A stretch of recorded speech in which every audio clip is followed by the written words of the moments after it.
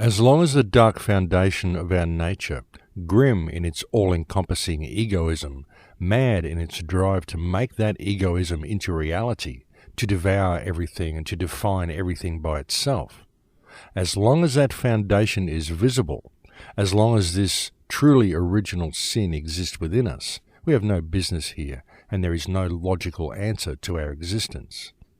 Imagine a group of people who are all blind, deaf, and slightly demented, and suddenly someone in the crowd asks, "What are we to do?"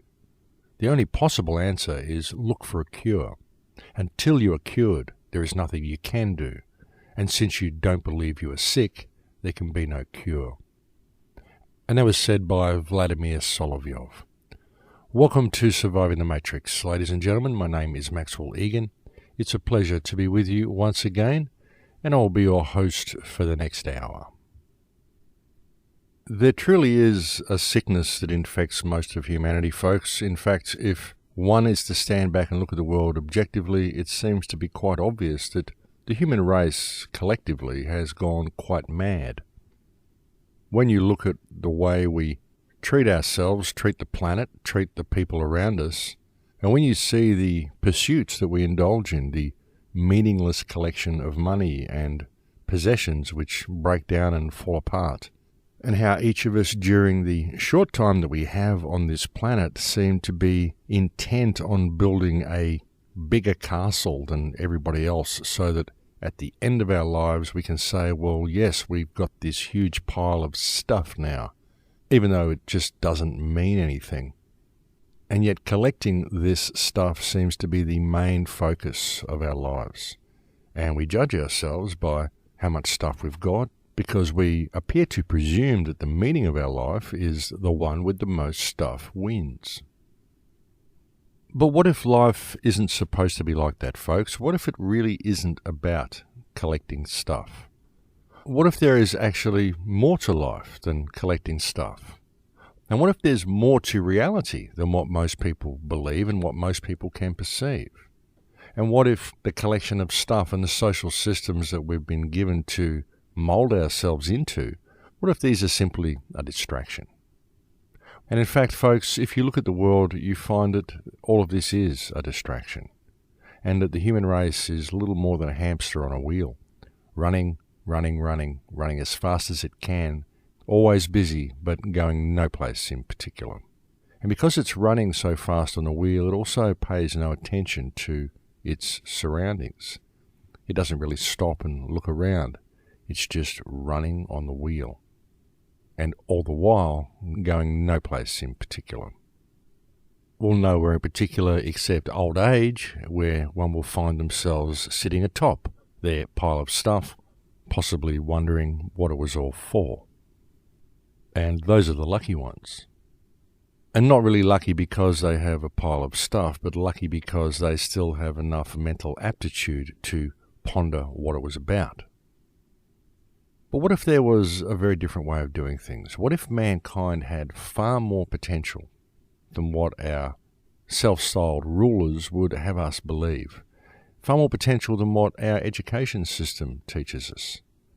And folks, seriously, if you look at the world today and you look at what we've done to the world, or you look at the amount of degradation on this planet, you look at the amount of wars that are being fought, the amount of homelessness, the environmental damage, the stuff that we've done, well, I would suggest, folks, that absolutely there is a better way of doing things, and that we do have far more potential than what we're led to believe. I mean, we certainly have the potential to destroy the place, and so it stands to reason that we also have the potential to fix it. And when I say we, I'm using the collective we. I'm speaking about we as a species, because ultimately, folks, it is we as a species that has caused all the damage on this planet. But you can't really blame the vast majority of people, because the vast majority of people have been trained by rulers and by a corrupt education system to believe that life is different to what it really is, and that reality is different to what it really is, and that what mankind's place in the universal food chain is vastly different to what it actually is. So people have been taught, they've been indoctrinated, and they've been trained to behave exactly the way they behave. And that's why it's very difficult to judge them. So what you need to do really is you need to step back and look at the system, look at the whole overall system and see how it functions, and then attempt to figure out what it has been that has caused us to go down the path that we're going. What's brought us to this point that we are currently at, where the whole human race is quite literally standing on a knife edge. It really is. We've got so much tension around the planet at the moment that it's anybody's guess as to which way we could go. We've got a Western media here that is so intently brainwashing people and pushing and pushing and pushing for war and for more and more control of the population. And we have a really, really tense situation, folks. So I think it's about time that people really stepped back and started to pay attention to what's going on and really started to pay attention to the potential that they have. Because we've got to look at the problems in order to discover our potential, folks. We've got to understand that it's us that has brought us here. It's the actions of people that have brought us to this point, and therefore the situation can only be fixed through the actions of people. And it can't be the people that have brought us here. We can't allow these people to attempt to fix the problem, because these are the ones who created the problem to begin with. The problem can only be fixed, remedy can only be found by the rest of the people, the vast majority of the population of this world, shifting their perspective and viewing reality in an entirely new way, and then applying this newfound knowledge and this newfound understanding of themselves to reality. That's the only way it can be fixed. That's the only place remedy will be found. It can only be found within the hearts of the people. And it's really interesting, folks, when you look at what we've got today in the world. I mean, sure, technology is great. We've got a lot of good stuff. We've done a lot of good things, but we've also done a lot of bad things because we've moved our society away from being something that actually supports and nurtures and complements humanity and complements life at all. It really doesn't complement life. It seeks to replace life. And we need to step back and look at it and see what it has been, what the methodology has been that has skewed us from our spiritual path, if you will, our evolutionary path, our path of destiny, whatever you want to call it, I don't care.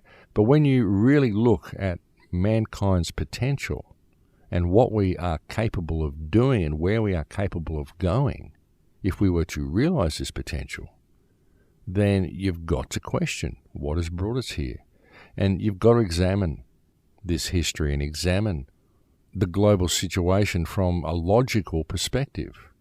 And we do that in many ways, folks, but unfortunately we only use left brain logic, and we should be using our whole brain, left brain logic and right brain logic. You've got to look at the world as a picture. Look at the human experience as a picture, a story in art, the art of mankind, the art of living. Everything you do is your art. The way you drive your car, that is your art of driving. The way you paint a picture is your art. The way you live your life, the way you express yourself is your art. Your whole life is an artistic statement, and it's the same for every single person. You are each a unique art form, a unique expression of art, because your active consciousness, your intention, your perspective of reality, this is the art of that particular frequency of consciousness. The art of living, the art of driving, the art of painting, the art of loving, the art of caring. It's all art, folks. Your life is art. And we've very much forgotten that. But if you can apply that type of a view to your life and view your life as a logical artistic statement and not only a logical left brain analytical statement, then you can begin to see things a little more clearly. And you can see very clearly the predicament that the human race is currently in. Because we really are in a predicament, folks. I mean, Exhibit A, the Earth. You've just got to look at the state of this place and look at the state of human consciousness. Look at the direction we're going. Look at what's happening in the Middle East. Look what's happening in Fukushima. Look what's happening to the whales. Look what's happening in your own city. Look what's happening in your own backyard. Look what's happening to your own finances. Look at what's happening with your local council. Look at what's happening in every country around the planet. Look how much the people are struggling in order to support this economic model. And folks, yes, we have some real issues here, and we need to address these issues. But we have to step back and look at the world logically from our whole brain and see the art of mankind, what this art has become, and the direction this art is going. And it is then, I believe, that we will begin to find remedy. Because we're not going to find that remedy until we can learn to look at ourselves and look at the world holistically. And you see, I believe, folks, that when you view the world as an artistic statement, and when you view your life as an artistic statement, you begin to see things differently, and you begin to see the problems that we face. They're almost like black spots in the picture, bits where the paint didn't dry properly or where there was ink splashed on the scene or something. But when you can view life in this way, you do begin to see things differently. It's almost like a history book, and you realize that we are writing the history book right now, and that we could go in any direction. The problem is that we don't realize that we're writing it at the moment, and so we're leaving the authoring of this reality to other people. We're not really participating in it ourselves. But if you look at human history and you look at human life as an artistic statement, and you look at it as a picture, and you see how it was painted, how it was created, then you begin to see where we skewed from our path, where things went wrong, and how the system is perpetuated, and where it's taking us. Because what's happening is it's taking us in a certain direction, and it's kind of sailing along willy-nilly. There's nobody really at the helm. There's all these different ideas that are sort of congealing and gelling into this one direction. But ultimately, it's like this big experiment that's gone wrong.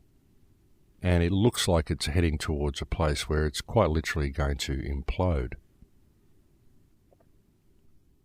Okay, so looking at life artistically, looking at the state of the world as an artistic statement, looking at it as a picture, then you also begin to see the art of those who control the planet, the picture that they have painted, and the way they've done it. And of course, folks, if you want to control a species, or if you want to control a group of people, the first step in controlling these people is to divide them amongst themselves. And when you look at the human species as a whole, look at it as a planetary organism, then you begin to see how this division has been brought about. Racial division, social division, class division, religious division. Racial division is an interesting one, folks. Racial division is something that is so contrived and so based in fear that it stuns me. It really does. I remember when I was a little boy, I lived in Adelaide, South Australia, and there was a little girl that I met in grade 1 at school. Her name was Helen Kimber.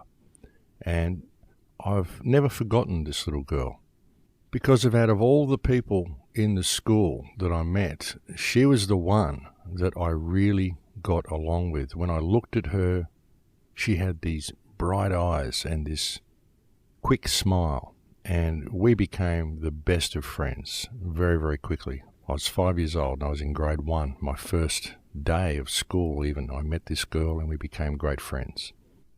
Helen Kimber was in fact my first great childhood friend, the first real friend I ever made as a child. And I absolutely used to love the time that I spent in her company. We just got on the way people were meant to get on. Within a week, though, I had fallen foul with a lot of the other kids at school. I didn't know why, but they just didn't seem to like me. So Helen and I used to sit by ourselves mostly and play by ourselves in the break, and that was fine. We used to have a great time by ourselves, but we found that the other kids were quite aggressive towards us, and I just didn't know why. And I remember actually getting quite beaten within my first week of school by another child who beat me and rubbed my face into the ground and literally took most of the skin off my face, all my cheeks and my nose and my forehead. I went home and I was quite scarred and beaten, and I didn't know why anyone had attacked me. But I persevered through that, and I used to go and visit my little friend Helen for a couple of weeks. I used to go up to her house and she used to come down to my house and we used to play, and we had a great time together. I still remember one day when I went to Helen's place, the beautiful smile of her mother as she greeted me at the front steps. She was so happy that I was there to visit her daughter and to play. And these were really a beautiful family and such a pleasure to be around. But then my mother kept pushing me towards this other little girl that she wanted me to be friends with. And I couldn't understand why, because I didn't really like the other little girl. We just didn't get on, we just didn't click, and I just preferred to be in the company of my little friend Helen. But then Helen and her parents had to move, and they moved not too far, only a few miles away from where I lived, but I lost contact with her and never saw her again, and always felt that I'd lost a great friend and someone that I was supposed to know in my life. And it wasn't until years later when I thought about Helen and I realised that Helen had dark skin. And that was something that I didn't notice when I was a child. I didn't know that she was black or Indian, or I don't know where she came from. I don't know whether she was Aboriginal or whether she was Negro or whether she was from India. But she was a darker-skinned girl, and her parents were dark-skinned. And I hadn't noticed when I was a child. It didn't mean anything to me because what I saw was the spirit and the light in the eyes of these people. And I saw them as real people. They were the only real people that I'd met in all of my mother's friends and all of the people that I'd met at school. These were the realest people I had ever come across. And so that's who I was naturally attracted to. And that's why I believe that racism is something that is absolutely taught to people, and it is absolutely and wholly based in fear. And it's another form of fear-based mind control that's been set up and put there deliberately to divide, because I see all races as beautiful. I don't see any difference between any skin color or any nationality or anything. People are just people, and they're here to experience life from the perspective that they've been given. And racism removes that perspective from people, and I absolutely believe that it is contrived and it is taught to people. It's not a conclusion we would come to naturally. I think that if children were left to their own devices, racism is simply not the direction they would take. As I said, folks, it's just another form of fear-based mind control. And that's really one of the main tools that's used to divide people. It's all fear-based mind control. And it's interesting, folks, because when you get locked into a state of fear, it's almost like a self-fulfilling prophecy. You become fearful of something that doesn't actually exist, because most fear is based in the illusion of fear. Because most fear is based on the non-existential. Most fear is based in something that may happen, which doesn't exist right now, and usually it's just a possibility that it could happen, which is completely and utterly fictional. It's a complete illusion. So most people who are in a state of fear are in fear of something that does not actually exist. And they say that fear of the non-existential is insanity. And so that's what we have, folks. We have a society which functions according to different socially acceptable levels of insanity, which are determined upon the level of fear that each person feels. And fear can be very, very persuasive in what people do. It can really, really affect people in very significant ways. Look at Angelina Jolie recently. Just because she had a certain gene that people believe may cause cancer, bear in mind she didn't have cancer, but she had a gene which they believe may lead to breast cancer. She went and had a mastectomy, which has then caused all of these women around the world to go and get themselves mutilated. And if that isn't a perfect example of what fear-based mind control can do to people, then I don't know what is. And again, it's always fear of that which does not actually exist. And what Angelina Jolie just did is a perfect example of that. Fear is very, very useful in controlling people, folks, and getting people to do things they would not otherwise do. And this is why fear is promoted so much within our governments, and it's promoted so much within our society. Indeed, fear is the basis of all of the NSA spying that we just saw. I mean, why would the United States government be wanting to wiretap the entire planet? It's because they're scared someone's out to get them somewhere. And they're not going to feel comfortable with themselves until anybody who they believe may pose a threat to them one day, possibly, is eliminated. That's pure fear, folks, and that's pure psychopathy. And that's why I often say that we have a psychopathic society, and the main mechanism that it uses to control people is fear-based mind control and division. The controlling hand on this planet wants the people of this world to remain divided, because otherwise they believe that they will unite against the controlling hand, which is exactly what the people should do. And the mechanism that they use to do this is division, which is created from fear-based mind control. And like I said, folks, these create self-fulfilling prophecies. You have someone who is in fear of that which does not exist, and so that person takes steps to protect themselves against this non-existent force, and their action in doing this actually creates that non-existent force. You live in a society or in a culture, in a village, in a tribal culture, in any situation where everybody lives in a state of abundance, but suddenly you become scared that other people may come and take what you've got, and so you put a fence around your house. The fence that you've put around your house makes people wonder what you've got to hide. He must have something in there that he doesn't want us to take. So they climb over the fence and they come into your house and they take all your stuff. So you created the situation yourself. And this is what we've done as a society, folks. America is so scared that somebody somewhere out there might be out to get it, that it's created this whole global surveillance network. And because it's done this and it's taken all these steps to protect itself against some possible outside invader that may exist somewhere in the world someday, and that the only way they can ever protect themselves against ever being controlled by anybody else is to control everybody else on the planet. And this is purely psychopathic, folks. This is exactly the way a psychopathic mind works. But because they've done this, and they've believed that everybody is out to get them and the only way to protect themselves is to control everybody else, then now the whole world's attention has been turned to the United States, and they are creating that global enemy that they always believed that they had via their own actions in trying to protect themselves against a non-existent enemy. And it's not just the United States, folks. This is just where it's most visible. It's really the entire Western world, because that type of fear-based mind control, that type of fear-based social system has now gone out and infected the rest of the Western world. And again, this simply promotes self-fulfilling prophecies within people and within countries. And the same thing could be said for many people, folks. The same thing could be said for many religious sects. The same thing could be said for Israel. The amount of steps Israel has taken to defend itself against non-existent enemies, it's created enemies all the while that it's done that.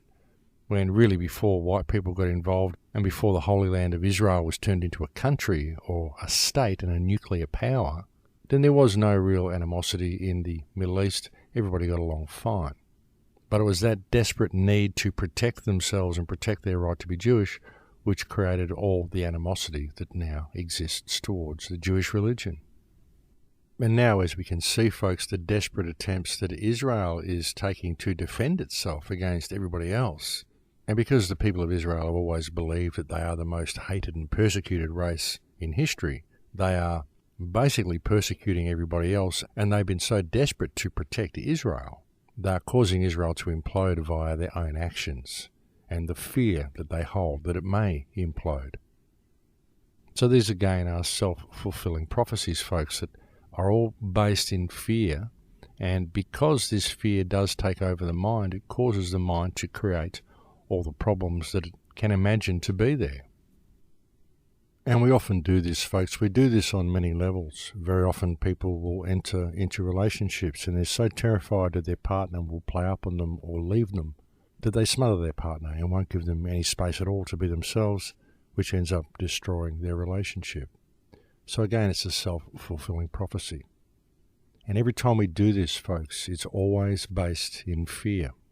Fear of that which does not exist right now. Now, admittedly, in applying this type of fear-based mind control to things such as the American government and saying, well, this is what caused the NSA to do the spying that it did, well, a lot of it was based on fear, but a lot of it was also based on control. And that's what this whole corporate system is about as well. It's about control. But then you've got to really look at it and say, well, why would anyone want that control to begin with? Why would it be so important to control everybody else on the planet? Well, again, folks, you only would want to control everybody on the planet because you believe that it is only by controlling everybody else that you can prevent anybody else from controlling you. But why would you believe people would want to control you? If you know who and what you are, you know that each person on this planet is a unique expression of creation, then how can anyone control you? So again, folks, all desire to control others basically stems from fear. Fear-based mind control. And it is this fear-based mind control that is used against the people of the Western world to great effect. Indeed, it is fear-based mind control that has really brought us to where we are now. It is the fear-based mind control that is used to create the division that we see so rampant in our society. And it's on all levels, folks. The fear of poverty, which causes people within our society to exploit each other. Fear-based mind control. The fear of not measuring up to where we believe we should be on the social ladder. Again, fear-based mind control. The fear of not passing at school and getting good grades so you may not get a good job. Fear-based mind control. Peer group pressure, wondering how we measure up in the eyes of the opposite sex. Instead of seeing sex as something natural, we see it as something based on how attractive or rich we can make ourselves. Again, fear-based mind control. It really is the basis of the entire system, folks, and it is this fear-based mind control which causes us to set ourselves apart from everybody else and to not really worry about what others think. Always look after number one. There's a sucker born every minute, and no one's going to look after you except yourself, and so you are the only one that you should worry about. And again, folks, it's all simply division that stems from fear-based mind control. But I think we've reached break time here, folks, so I'll have to leave it there for now, and we'll go and have a break. It's a pleasure to have your company on the air today, and I'll speak to you again in a few minutes. Thanks for listening. And welcome back, ladies and gentlemen. So, folks, there is no doubt that we are seeing a huge awakening happening around the planet. Look what's happening in Egypt. Look what's happening all around the world. There are so many people that are coming online. The protests in Egypt are absolutely massive. And even though it's likely that both sides are being puppeteered by Western interests, it's still a very, very dangerous game that's being played in Egypt. I mean, even when the Morsi government came to power and took over from Mubarak, who had held the reins of a dictatorship there for many years, even if Morsi was a Western puppet or a flake who was ultimately serving Western and Israeli interests, and there should be no doubt of that, folks, that's what he was. For all the pretenses of being with the Muslim Brotherhood, it was still a government that was very, very sympathetic to the West. There was no attempt to rectify the situation in Gaza, in fact, quite the opposite. And so there's no doubt that that was a puppet regime that had been put in place. But because it was put in place via revolution, this is something that the Egyptian people have not had for a very long time. And even though it was a staged revolution, it really did inspire the people to the concept that if they have the weight of numbers, they can bring about change. And that's what we've seen with this recent overthrow of Morsi's government. We've seen a huge surge of people power because the people truly believe, and they know in their hearts now, that the power of community, the power of the people, through a peaceful stance of non-compliance, can change anything. It can topple any regime. It can bring about any change in government that the people want. And that's what has been inspired with the Egyptian people. And even if this current crisis in Egypt and the overthrow of the Morsi government, even if they were to put someone in place like El Baradei, who was another UN puppet, it's doubtful that that puppet regime will last long either, because now the Egyptian people know that they have the strength of numbers and that the strength of numbers can accomplish anything. And we're seeing this right around the planet. And really, folks, what it is a demonstration of what can be achieved through peaceful non-compliance to governments that have ceased to serve the best interest of the people. And folks, when you look at the state of the world, you've got to understand that this is virtually all governments. All of these institutions have ceased to serve the needs of the people. This is virtually ubiquitous around the entire planet. And I think it's about time we paid attention to our own backyard. Now, I'm not calling for revolution or anything like that. What I'm calling for is the same thing that I've been calling for the last 6 years, peaceful non-compliance to a system that has ceased to serve the best interest of the people. And as I've also often said, folks, there's no way to do this within the parameters of the legal system. There's no way to seek legal remedy. You've got to step above the legal system and realise that these governments are simply public trustees. And what we've seen with these massive revelations of Edward Snowden and the huge amount of global surveillance that's been carried out by the NSA is what this has shown. It's clearly shown that a number of Western governments are in fact colluding to carry out criminal activity against the rest of the world. And these are our governments, folks. And I put it to you that these governments are all in breach of trust. This is a clear breach of trust. This is a breach of the trust that we gave them when we appointed them as managers of our infrastructure. And we need to pay attention to our own backyard. We can't find a remedy within the legal system because these governments who stand in breach of trust were the ones who constructed the legal system. So we have to step above that. And we need to ask these governments to show cause why they should not be held in breach of trust because of their actions in conducting espionage against not only their own citizens, but also the rest of the planet. And not only that, folks, but they've been doing it in our name. And a lot of people believe that it's okay for them to do this because they're locked into a state of fear. This whole society is based on fear. They've got people in a state of fear-based mind control where they believe the whole world is out to get them. And because they're not doing anything wrong personally, then it's okay for the government to spy on everybody else because that's going to keep them safe. And this is fiction, folks. This is what the government has cooked up to convince the people of their countries to let them get away with their criminal activity. It's all fiction, folks, and we don't need any of it. And I think we really have to see the opportunity that we're being given with this whole NSA, this whole Edward Snowden thing. And we've got to see the need for this as well, folks, because it is happening right around the planet. People are awake right around the planet. People are realizing that all of the little issues that they've been addressing, the coal seam gas mining, the whaling, the pollution, the oil companies, the Monsanto, the GM food, all of the stuff that we're facing, folks, people are starting to realize that it's no good having a compartmentalized response. We've got a splintered population, splinter groups attacking little symptoms of the one problem, which is the breach of trust of all of our governments. And the only people who can deal with that, folks, is us, the people themselves. We are the only ones who can take the matter in hand. We can do it lawfully, we can do it peacefully. We simply need to demand that these public servants show cause why they should not be held in breach of trust. And folks, look, the actions of Monsanto and the GM food alone, this should be enough to cause the world to stand up and actually take the matter in hand. I mean, where is the outrage from the people? Why is it that people aren't noticing what's going on right before their eyes? The mass holocaust we are seeing in the bee community.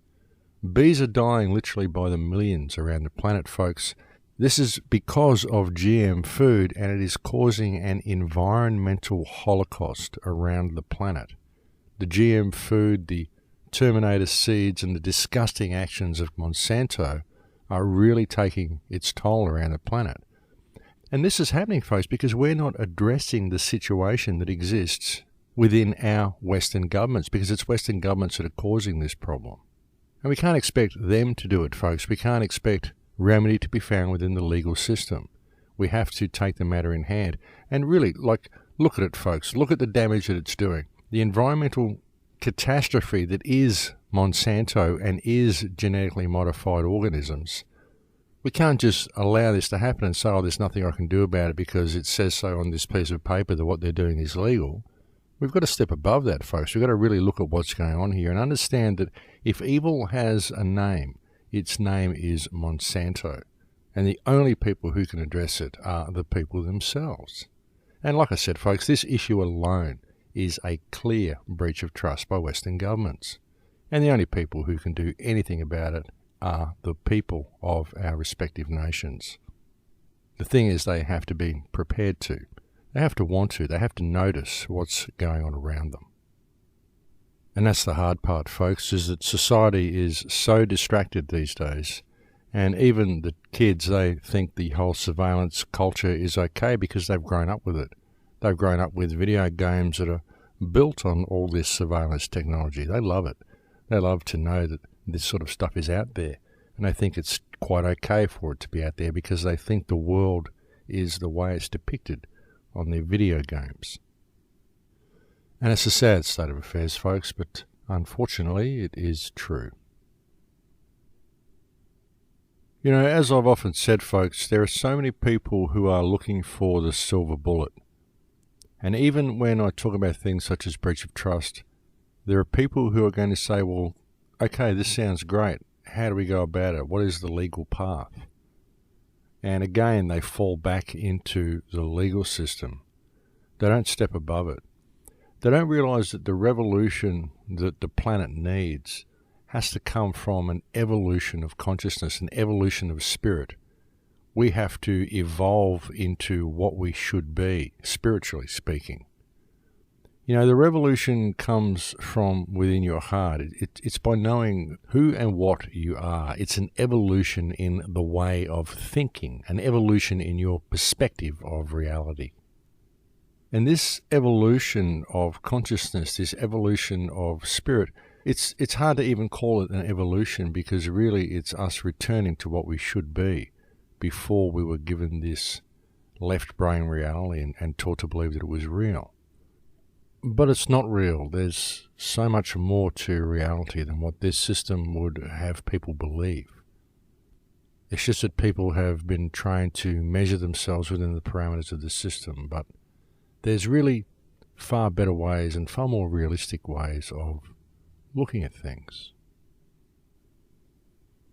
Each living being on this planet, each man, each woman, each child, each animal, each fish, each fly, each insect, each blade of grass, each tree, everything is unique, folks. Everything is unique in itself. Each is a unique expression of creation. You won't find two trees that look exactly the same. You won't find two shells exactly the same. You won't find two people exactly the same. Everything has its own unique expression of creation.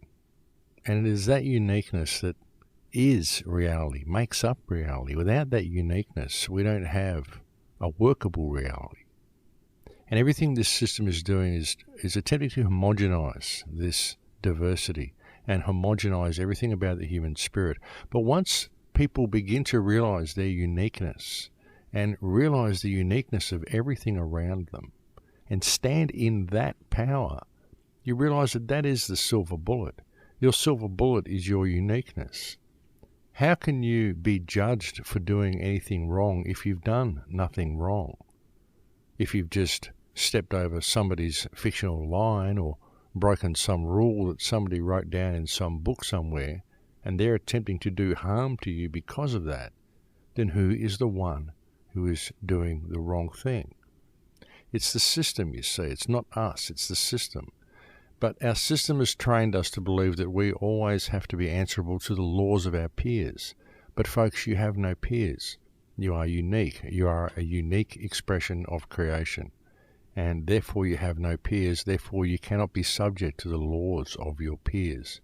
The only law that you are subject to is the law of creation itself. The laws handed to you by your Creator in the divine covenant that you hold with your Creator, the divine trust that you hold with your Creator, whatever that trust may be, whatever that covenant is. You are the only ones who know that because it is your covenant. It can only be you that would ever know what that relationship is because you are unique. And even if you attempt to tell someone else what your relationship with your Creator is, they'll never understand it the way you do because they can never see it from your perspective. So it's a unique thing. So how can anyone claim to have jurisdiction over you in any way, shape or form? Because to do so would be to admit that they are operating a slavery system. And that's what it is. It's a system of financial slavery, a system of legal slavery. But worse than that, it's a system of intellectual and spiritual slavery. It's a system of conscious and artistic slavery. I have so many people contact me and they say, Max, if you know this, then why don't you be our spokesperson? Why don't you go and take the system on? And we'll all stand behind you and hold your coat and hold your hat.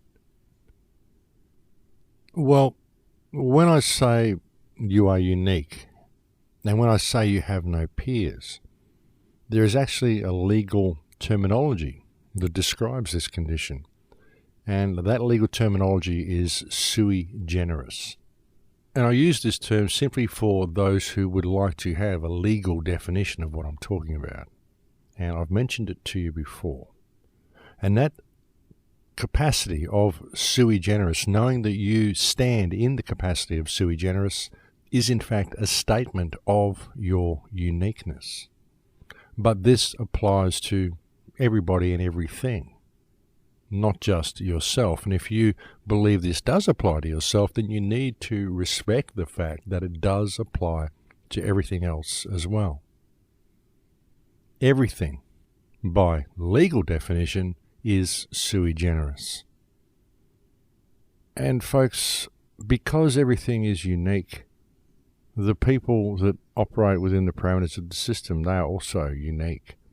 And I have no jurisdiction over them. I don't wish to fight their system because this system is fiction. So I'm fighting a cloud. And I only actually give the system power and give the system substance by fighting it. I'm just here. I live my life the way I live my life.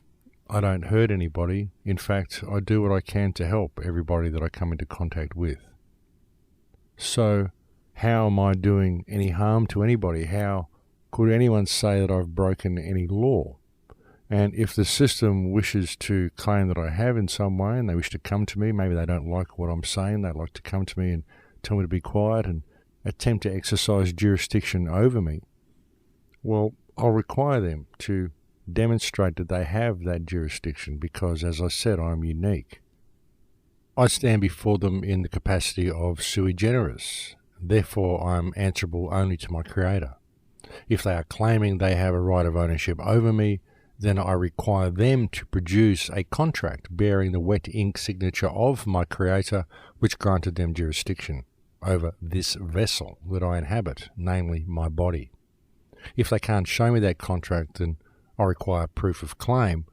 They are not part of a slavery system.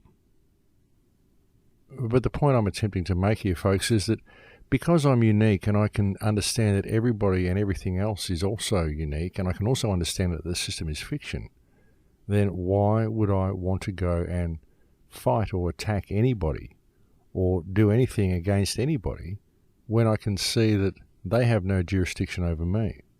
Because by attacking them, would I not be attempting to exercise my jurisdiction over them? Because you see, I don't believe that I have any jurisdiction over them. If those people choose to follow this fictional system and allow it to rule their lives, well, that's their business. They're free to do that if they want to do so. That's no cause for me to get involved in their life. But if they choose to inflict themselves upon me because of their belief in a system that I have no part in, well, that's when I'm prepared to stand in my ground and exercise the power that I know I have. And I hope that made sense, folks, but what I'm saying here is that I don't go and fight it because it's fiction. I'm fighting a cloud. Why would I go and give it substance by fighting it? Because if I fight it, then I must believe that it's real. Otherwise, I wouldn't be fighting it, unless I'm simply in a state of fear-based mind control and I'm fighting an enemy which does not exist. And again, folks, this is what it is. It's fear-based mind control. The whole legal system is fear-based mind control. It doesn't really exist. It only exists on paper. It only exists in the minds of people who believe it exists. But like I said, you can step above that. You can step back into trust, and you can question the jurisdiction of the people who wrote the rules on the piece of paper to begin with. Because where do they get the power to do that? Well, they only got it from the people because they are public trustees. So you can always bring it back to trust, folks, and that's, I believe, the way the whole matter needs to be addressed. You know, it's an organic thing. There is no leader to this global revolution. There is no organisation. There's nothing to target. There's no one to take out as the one head of the mechanism that's going to be the target for the New World Order to attack. There is no one spokesperson. There is no one methodology. There is no one way. There is the way of everybody's heart, the way of the people themselves. And it's an organic thing that manifests as people begin to understand who and what they are. And they begin to stand in the power of their Creator, the power of their unique, blessed spirit, their unique perspective of creation that they are, the unique frequency of consciousness that they are. You know, folks, with everything that's going on, with the huge outflow of people around the world, the huge protests that we're seeing, with the revelations of the information about the NSA spying, and the way that it's not just the United States, it's in fact many, many countries that are colluding to do this. The whole thing has been laid bare, and with all of this, we really are at a time of one of the greatest opportunities in human history. Now more than ever, we've got people that are online, people that are awake to what the world is and what they are. They're awake to the power that we have as a species, should we choose to exercise that power. They're awake to their individual power, because that's where it all comes from. It's got to come from the hearts of the people. That's what I mean, folks. There is no leader or face to this revolution, this evolution, this next step that mankind is about to embark on, the new adventure of human consciousness. There is no leader, there is no guide. The guide is our own hearts. There is no face to this revolution. It's a revolution of spirit. It's a revolution of consciousness. It's an evolution in the perspective with which people view things. And that's why it can never be stopped. It's organic and it is self-perpetuating. There is no mechanism that the powers that be can ever put in place that is going to hold human consciousness down. We just keep moving the goalposts. We just keep evolving into something new. We just keep metamorphosing into a different paradigm. We won't be held down, folks. We are too creative for that. We are too innovative for that. And the more the powers that be work to lock human consciousness down, the more people wake up to the fact that everything is not well. The more they attempt to control us, the more freedom we crave. And it's always been like that, and it always will be like that. There's nothing they can do to stop us, folks. We hold all the cards, because we can create any reality we imagine. We can create any future that we imagine is possible. All we have to do is imagine it and participate in making that happen. And all we need to do it, folks, is respect. Respect for each other. Wake up to the shackles. Wake up to the chains that bind you, the financial chains, the social chains, the economic chains, the chains of racial division. Because they're all fiction, folks. They're all designed to splinter and divide human consciousness so that we never have a cohesive enough force to be able to stand against the system and bring about any positive change. But people are waking up to this now. People are waking up to the fact that it has been a divide and conquer situation. It has been all about division, and it's been created through fear-based mind control. But it's no longer a time to be afraid. It's now a time to come into your potential, to come into your power. This is the greatest opportunity we've ever had to do so, folks, and it's very, very gratifying to see the response that there has been around the planet to this global situation. Because everybody's had enough. Everybody knows that there's no way to fix it through the governmental system, not unless we can introduce some form of transparency into the governmental system. But again, that's not going to happen until the people stand up and take the matter in hand. It's time for every person in every respective country to clean up their own backyard and to hold their public trustees accountable for their actions. It's time to shift the paradigm, folks.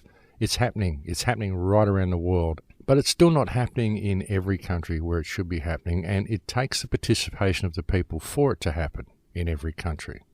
And you don't have to do much, folks. All you have to do is spread information and stop complying with the system of slavery. Stop complying with anything that seeks to repress or squash the human spirit. Stop complying with anything that promotes GM food, anything that removes the rights of the people to have a natural toxin-free environment. Stop complying with any regulation that does not serve the people. And should your governments choose to impose such regulations on you, then use it as an excuse to question the government and to ask the government why they should not be held in breach of trust for their actions. Now's the time that we can do it, folks. Now's the time we can bring about effective change. All it will take is the participation of the people. And look, I know I've been harping on about this trust thing. I've been harping on about the need for people to participate. I've been harping on about the power of community for a long time now in these radio shows. A good 6 years I've been basically bringing you the same message in as many different ways as I can think of in an attempt to crack that shell with people and to help people understand what's going on and how easily remedy to this situation could be found. If the people were to discover themselves and they were to unite, put down their barriers with each other, because all the barriers are fiction, they've all been created by this system. We don't need any of them. They're just there purposely to keep us divided. But there's far more to life than that, folks. There's far more to life than the distractions that we're given. And I really do believe that it's important that people pay attention to what's going on around them. It's important that we see the collusion between our Western governments and the incredible breach of trust that these governments are committing. It's important that we pay attention to the incredible damage that's been done by companies such as Monsanto, the incredible damage that's been done by fluoridation of our water supply and coal seam gas mining and all of the things that we're doing, folks. The list is enormous of the problems that we've created. And all of these problems have been created by corrupt legislation, corrupt corporations and corporate charters and all the things that our governments have allowed to happen. And they're doing it because we're not paying attention. You know, we're distracted with who's the good guy and who's the bad guy and which contrived war is doing what and whose side we're in what battle and religious rubbish and whether abortion is a good idea or not and gay marriage and all of the stuff that they give you to distract you from any real issues. Because the real issue is the future of humanity itself. The future that is being destroyed by the genetic modification of our planet, by the total pollution and degradation of our planet, by the theft of all the resources of our planet, by public trustees, and it's happening because we're not paying attention. And I think it's time we did, folks. I think now more than ever, it's time that we did. Well, I think we're almost at the end of the show here, folks. Thank you for putting up with my ranting today. There's a lot of things I wanted to say. There's so much ground to cover on this, and there's so many directions we could take these conversations. And I do try to get a lot of information into a nutshell on these shows. So thank you for putting up with my ranting. And again, folks, if you're anybody in the region of northern New South Wales in Australia, or anybody in Australia who's had any type of experience in video production and television production, then please do get in contact, because it would be nice to put together some sort of a weekly show for this new TV station that David Icke is opening. It would be nice to participate in that if I can find the time to do it, but I will absolutely need some help if it's going to become a reality. So please, if you have any experience in any of those fields, don't hesitate to contact me, especially if you live in the northern New South Wales region. But that is it for me, folks. I'm now completely out of time. Thank you to anybody who has ever made a contribution to the website. Listen to all those people as well whose emails I have not answered. I'm so sorry. I've got messages built up and banked up all over the place at the moment. I just haven't been getting to anybody, and I've got so much on my plate that it's just very, very difficult to get to some of these messages. So please bear with me, and please understand that you do have my love and respect, even if I have not been able to answer your email. But that is it for me, folks. We're completely out of time. Thank you for spending this time with me on the air today. I look forward to speaking to you again next week. Please take good care until then. In Lakesh.